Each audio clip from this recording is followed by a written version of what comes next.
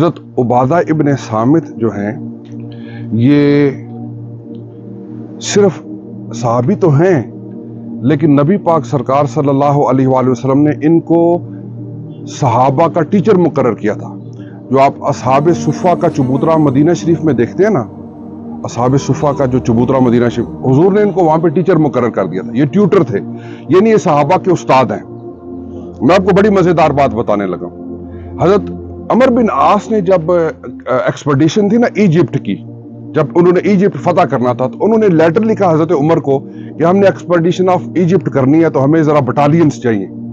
تو وہ ایکسپیکٹ کر رہے تھے 2-4 بریگیڈ آ جائیں گے، پوری بٹالین آ جائے گی۔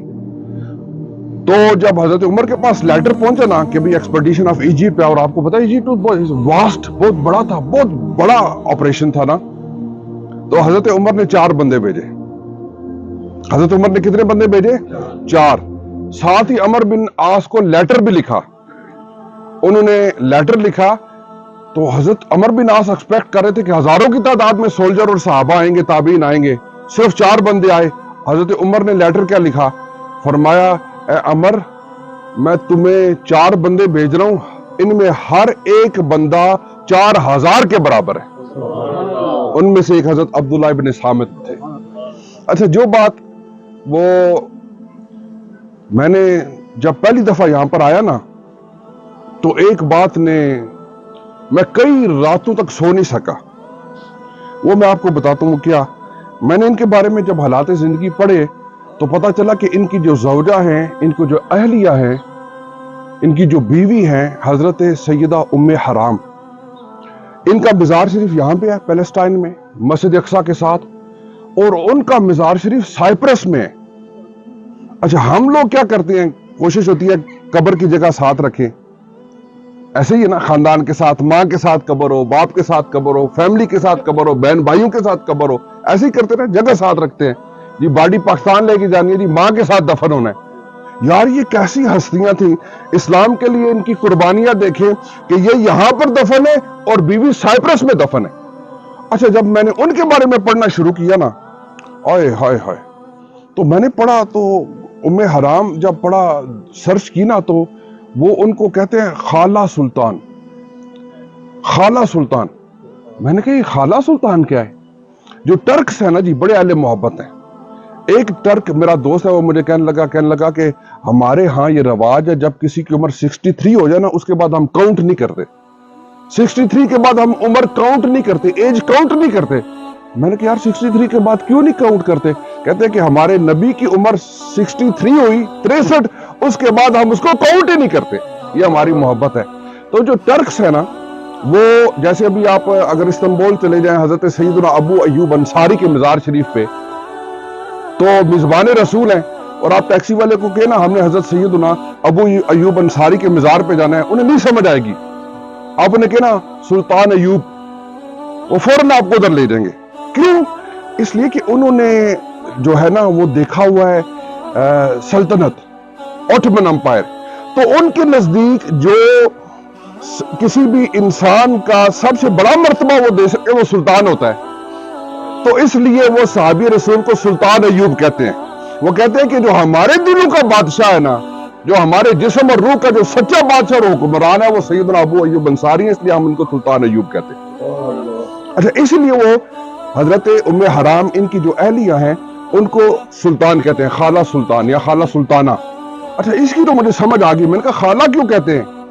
پتہ یہ چلا کہ وہ ان کی جو اہلیہ ہیں حضرت ام حرام بنت ملحان، وہ نبی پاک سرکار کی خالہ ہیں۔ انہوں نے اور ان کا اور نبی پاک کی والدہ محترمہ حضرت سیدہ پاک حضرت سیدہ آمنہ دونوں دودھ کی بہنیں ہیں، رضائی بہنیں ہیں، تو یہ حضور کی خالہ ہیں، حضور کی آنٹی ہیں۔ اور ترک یہ کہتے ہیں کہ جو حضور کی آنٹی ہے، جو حضور کی خالہ ہے، وہ پوری امت کی خالہ ہے۔ پھر مجھے اور وہ حضرت ام حرام، میں آخری بات، اب سورج نے بھی آ کے سلامی پیش کر دی ہے، سورج نے بھی سلام پیش کر دیا صحابی رسول کو آ کے۔ حضرت ام حرام کیونکہ حضور کی خالہ تھی نا، حضور ان کے پاس جاتے تھے تو سرکار ان کے گھر گئے ہوئے تھے تو سرکار آرام فرما گئے، آرام سے نا سرکار مسکرائے خواب میں, اٹھ گئے. حضرت ام حرام نے کہا کہ آپ مسکرائیں. فرمایا کہ میں نے خواب میں دیکھا ہے کہ میری امت ہے نا, وہ سمندر میں شپس لے کے نیول وارفیئر میں نے اپنی امت کی نیول فورس کو دیکھا ہے کہ میری امت کا وہ پہلا گروہ جو سمندر میں جا کے جہاد کرے گا. حضرت ام حرام نے کہا میرے لیے دعا کریں, میں بھی انہیں میں شامل ہو جاؤں. سرکار نے فرمایا تم ان میں سے ہو. حضرت عثمان کے دور میں پھر انہوں نے, حضرت عبادہ ابن صامت اور ان کی بیوی نے نیوی جوائن کی, اور جب پہلی ایکسپیڈیشن ہوئی نا, جو پہلا نیول وارفیئر تھا اسلام کی ہسٹری میں, جو سب سے پہلی سمندری جنگ تھی, وہ ایکسپیڈیشن آف سائپرس تھی. اس میں حضرت ام حرام اور حضرت عبادہ ابن صامت شریک ہوئے. آپ کو اندازہ ہے حضرت ام حرام کی عمر کیا ہوگی؟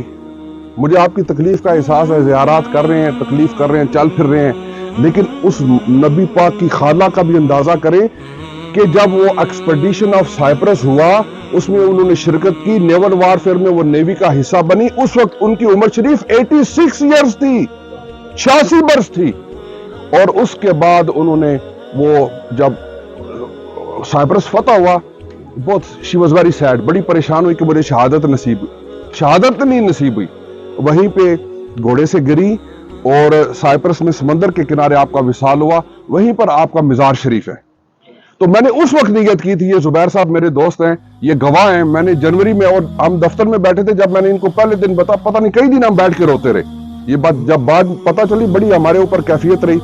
اس دن میں نے ان کو, زبیر صاحب کو کہا تھا کہ یار ہمارے نبی پاک کی خالہ, پوری امت کی خالہ, یہ ہمارے فٹ سٹیپ پہ موجود ہیں اور ہم کبھی سلام کے لیے بھی نہیں جا سکے. تو انشاءاللہ میں نے نیت کی ہے کہ حضرت سیدہ ام حرام بنت ملحان حالہ سلطانہ, جو حضرت عبادہ ابن صامت کی اہلیہ اور زوجہ ہیں, نبی پاک کی خالہ ہیں, ان کے مزار شریف پہ بھی حاضری دینے کے لیے جانا ہے. میں نے اپنا ٹکٹ بک کرا لیا ہوا ہے, لیکن اس میں میں نے پہلے خود اکیلے جانا ہے, کیونکہ وہ اجنبی جگہ ہے. وہاں پہ انتظامات دیکھ کے, ساری چیزیں دیکھ کے, کیونکہ وہاں پہ بہت زیادہ لوگ نہیں جاتے, تو انتظامات دیکھ کے پھر جب میرا پتہ چل جائے گا کہ میں انتظام کر رہا ہوں, پھر دوستوں کو میں آپ کو آگاہ کروں گا, پھر ہم ان کی بارگاہ میں ضرور سلام کے لیے جائیں گے. تو حضرت عبادہ ابن صامت کی بارگاہ میں, اور ساتھ ہی وہ حضرت شداد ابن اوس ہیں. حضرت شداد ابن اوس, اچھا ایک بات اور, وہ آپ کے لیے, حضرت عبادہ ابن صامت سے 80 سے زیادہ حدیثیں روایت ہیں. 80 سے زیادہ حدیثیں حضرت عبادہ ابن صامت سے روایت ہیں, اور حضرت شداد ابن اوس 50 سے زیادہ حدیثیں روایت فرمائی ہیں. اور حضرت شداد ابن اوس کے پاس میں ایک بات کر کے پھر دعا کرتے ہیں ادھر بھی, کہ حضرت شداد ابن اوس بہت بیمار ہو گئے آن ڈیتھ بیڈ. بس زندگی کی کوئی امید باقی نہ رہی, بالکل تیاری انہوں نے کر لی آخرت کے سفر کی, کہ بس اب گیا کہ گیا. حضور کے پاس گئے, کہنے لگے سرکار آپ تو بس جانے کا وقت آ گیا. حضور نے فرمایا شداد تیرے جانے کا وقت نہیں آیا, شام بھی فتح ہوگا اور فلسطین بھی فتح ہوگا, اور تو وہاں پر جائے گا, تو بھی وہاں کا سردار ہوگا اور تیری اولاد بھی وہاں کی سردار ہوگی. جو بات منہ سے تمہارے نکلی وہ بات ہو کے رہی, جو بات منہ سے تمہارے نکلی وہ بات ہو کے رہی, جو دن کو کہہ دیا شب تو رات ہو کے رہی. جو سرکار نے فرمایا اسی طرح ہوا, پھر فتح ہوا, آپ تشریف لائے, اور یہاں پر آپ کا مزار ہے. پہلے یہاں پر فاتحہ شریف پیش کرتے ہیں, پھر وہاں پر دعا کرتے ہیں, اور پھر تیسری یہ جو آپ کو سامنے جب قریب جائیں گے, حضرت سیدہ مریم, وہ جو نیچے وہ جو آپ کو پکچر نظر آ رہی ہے نا, اس چرچ میں حضرت سیدہ مریم کا مزار ہے, حضرت عیسیٰ کی والدہ. تو وہ چرچ ہے, وہاں تو عبادت ہوتی نہیں. پھر میں جب آتا ہوں نا, یہیں پہ کھڑے ہو کر سامنے ہم فاتحہ پیش کر دیتے ہیں. اللہم صلی علی سیدنا و مولانا محمد وعلی آل سیدنا و مولانا محمد وبارک وسلم. اللہم ربنا آتنا فی الدنیا حسنہ وفی الآخرۃ حسنہ وقنا عذاب النار. یا الہ العالمین, ہم صحابی رسول حضرت سیدنا عبادہ ابن صامت کی بارگاہ میں حاضر ہوئے ہیں. اللہ ہماری حاضری کو قبول فرما. اللہ حضرت سیدہ ام حرام بنت ملحان خالہ سلطانہ کی بارگاہ میں ہماری حاضری کو قبول فرما. اللہ حضرت شداد ابن اوس کی بارگاہ میں ہماری حاضری کو قبول فرما. اللہ ان برگزیدہ اور پاکیزہ ہستیوں نے اسلام کے لیے کیسی کیسی قربانیاں دی، حضور کی صحبت میں بیٹھے، حضور کے چہرہ و دعا کے دیدار کے مزے لیے، نبی پاک کے دین کے لیے جانوں کی قربانیاں دی، خون کی قربانیاں دی۔ اللہ صحابہ کبار کے ہم غلاموں کے غلام ہیں، اللہ ان کی بارگاہ میں ہم خراج تحسین عقیدتوں کے ہار پیش کرتے ہیں، اور اپنا یہ جو بھی ہم نے پڑھا ہے میرے مل کیا گیا، ہم وہ تحفہ ثواب خصوصاً حضرت عبادہ بن صامت، شداد ابن اوس اور اس قبرستان کے تمام مسلمانوں کو پیش کرتے ہیں۔ اللہ قبول و منظور فرما۔ اے اللہ حضرت عبادہ بن صامت کو اور حضرت شداد بن اوس کو ہم سے راضی فرما۔ ہم مسافر اتنی دور سے صرف تیرے نبی کے دوستوں کو، ساتھیوں کو، صحاب کو سلام کرنے کے لیے، اے اللہ اس نیت اور اس وجہ سے ہماری بخشش اور مغفرت فرما دے۔ ان صحابہ کی عظمت کا صدقہ اے اللہ ہمیں مرتے ہوئے کلمہ طیبہ نصیب ہو، خاتمہ بالایمان ہو، خاتمہ بالخیر ہو۔ اللہ ہماری اولاد میں خیر، جس طرح حضرت شداد بن اوس کو اولاد میں خیر اور برکت نصیب ہوئی، اللہ ہمارے بیماروں کو اسی طرح شفا اور برکت نصیب ہو، اولادوں کو ترقیاں نصیب ہوں، گھر میں خیر ہو، پریشانیاں دور ہوں، دکھ دور ہوں، تکلیفیں دور ہوں، بے برکتیاں دور ہوں، نظر بد دور ہو، جادو دور ہو، ہر طرح کی تنگ دستی دور ہو، ہر طرح کی نفرتیں دور ہو۔ اللہ خیر نصیب ہو، خوشیاں نصیب ہو، امن نصیب ہو، ترقیاں نصیب ہو، رزق میں برکت نصیب ہو، بے اولادوں کو اولاد نصیب ہو، بیماروں کو شفا یابی نصیب ہو، بے ایمانوں کو ایمان نصیب ہو، بے نمازیوں کو نماز نصیب ہو، بے ذکروں کو ذکر نصیب ہو، درود و سلام کی برکتیں نصیب ہو، نبی پاک کی غلامی نصیب ہو، صحابہ کا ادب نصیب ہو، آل رسول کی مودت نصیب ہو، اولیاء کا قرب نصیب ہو، علماء کا ساتھ نصیب ہو، مرتے ہوئے کلمہ نصیب ہو، قبر میں حضور کی پہچان نصیب ہو، مرتے ہوئے حضور صلی اللہ علیہ وسلم کے دیدار کے مزے نصیب ہو، قیامت والے دن دائیں ہاتھ میں نامہ اعمال ملنا نصیب ہو، پل صراط پر سلامتیاں نصیب ہو، اور جنت الفردوس میں مدینے کے تاجدار آمنہ کے لال نبی مختار صلی اللہ علیہ وسلم کے قدموں میں جنت الفردوس میں ہم سب کو جگہ نصیب ہو۔ ہماری آنے والی یورپ میں بسنے والے، برطانیہ میں بسنے والے سارے مسلمانوں کو اللہ ہماری نسلوں کی عزتوں کی حفاظت فرمائے، اللہ ہماری نسلوں کے ایمان کی حفاظت فرمائے اللہ، اور اس پورے ٹور میں ماؤں نے، بہنوں نے، بیٹیوں نے، بزرگوں نے، بھائیوں نے، ساتھیوں نے جو حاضریاں پیش کی، نمازیں پڑھی، دعائیں کی، مناجات کی، جو ہمارے ذمہ دعائیں لگائی گئی ساری پیش کرتے ہیں۔ اللہ کریم سب کو قبول فرما کے، اے اللہ ہمارے ہم آئے تھے خالی تھے، اے اللہ ہمیں مالا مال کر کے واپس بھیج۔ اللہم صلی علی سیدنا و مولانا محمد وعلی آلہ وصحبہ اجمعین برحمتک۔ ابھی حضرت شداد بن اوس کو سلام کرتے ہیں، پھر وہاں سے کھڑے ہو کے حضرت سیدہ مریم کو سلام پیش کرتے ہیں، پھر بے شک آپ واپس آ کے اپنا انڈیویجول ٹائم اگر آپ گزارنا چاہیں تو آ جائیں۔